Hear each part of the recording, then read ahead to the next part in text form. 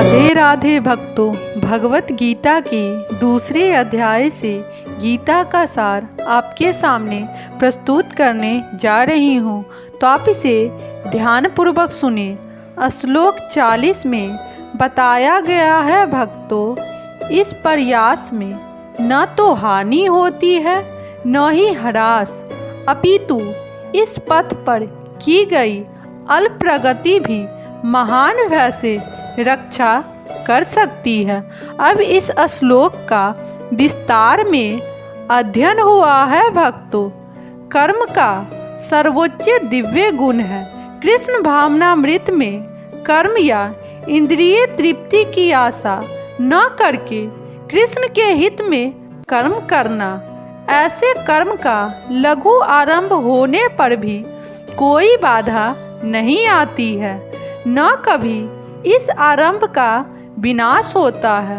भौतिक स्तर पर प्रारंभ किए जाने वाले किसी भी कार्य को पूरा करना होता है, अन्यथा सारा प्रयास निष्फल हो जाता है। किंतु कृष्ण भावनामृत में प्रारंभ किया जाने वाला कोई भी कार्य अधूरा रहकर भी अस्थायी प्रभाव डालता है।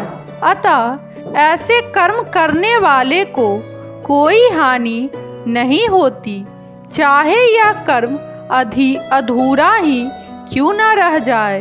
यदि कृष्ण भावनामृत का 1% भी कार्य पूरा हुआ हो तो उसका अस्थायी फल होता है। अतः अगली बार 2% शुभारंभ होता है। किंतु भौतिक कर्म में जब तक 100% सफलता प्राप्त न हो तब तक कोई लाभ नहीं होता। अजामिल ने कृष्ण भावनामृत में अपने कर्तव्य का कुछ भी प्रतिशत पूरा किया था, किंतु भगवान की कृपा से उसे 100% लाभ मिला।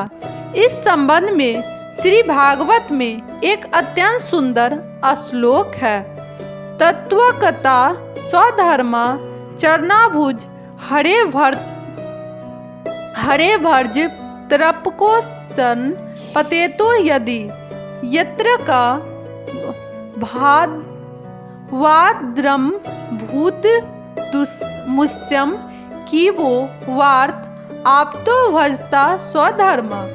यदि कोई अपना धर्म छोड़कर कृष्ण भावनामृत में काम करता है और फिर काम पूरा न होने के कारण नीचे गिर जाता है तो उसमें उसकी क्या हानि, और यदि कोई अपने भौतिक कार्य को पूरा करता है तो उसमें उसको क्या लाभ।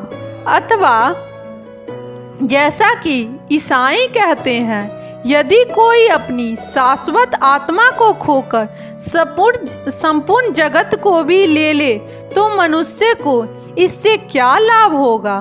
भौतिक कार्य तथा उसके फल शरीर के साथ ही समाप्त हो जाते हैं, किंतु कृष्ण भावनामृत में किया गया कार्य मनुष्य को इस शरीर के विनष्ट होने पर भी पुनः कृष्ण भावनामृत तक ले जाता है। कम से कम इतना तो निश्चित है कि अगले जन्म में उसे सुसंस्कृत ब्राह्मण परिवार में या धनी मानी कुल में मनुष्य का शरीर प्राप्त हो सकेगा, जिसे उसे भविष्य में ऊपर उठने का अवसर प्राप्त हो सकेगा। कृष्ण भावनामृत में संपन्न कार्य का यही अनुपम है।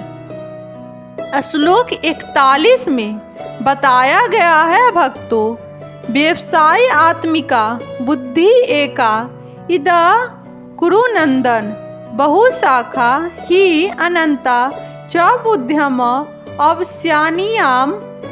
अब इस श्लोक का हिंदी में अनुवाद है भक्तों, जो इस मार्ग पर चलते हैं वे प्रयोजन में दृढ़ रहते हैं और उनका लक्ष्य भी एक होता है। हे कुरुनंदन, जो दृढ़ प्रतिज्ञ नहीं है उनकी बुद्धि अनेक शाखाओं में विभक्त रहती है। अब इस श्लोक का विस्तार में अध्ययन हुआ है भक्तों। यह दृढ़ श्रद्धा की कृष्ण भावनामृत द्वारा मनुष्य जीवन की सर्वोच्च सिद्धि प्राप्त कर सकेगा। व्यावसायिकता बुद्धि कहलाती है। चैतन्य परिचात्रिमिक में मध्य कहा गया है। श्रद्धा शब्दे विश्वास कहे, सुदृढ़ निश्चय, कृष्ण भक्ति कैसे सर्वक्रम कृत हृदय।